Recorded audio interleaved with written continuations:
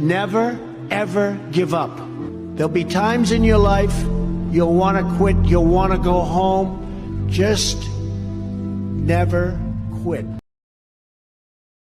السلام عليكم ورحمة الله وبركاته. الفعل give لوحده بيبقى بمعنى يعطي. التصريف التاني منه gave، التصريف التالت given. طيب الفعل give إذا جه وراه حرف الجر up وما جاش بعديه حاجة تانية بيبقى معناه استسلم. فلما بنقول he gave up معناها هو استسلم. أما بنقول don't give up معناها لا تستسلم. أما إذا جه وراه الفيرب زائد ال ing معناه أقلع عن شيء، يعني في شيء هو تركه، زي he gave up smoking. he gave up smoking معناها هو أقلع عن التدخين.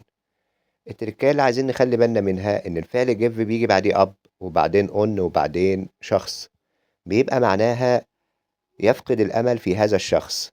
فلما نقول he gave up on his friend معناها هو فقد الأمل في صديقه.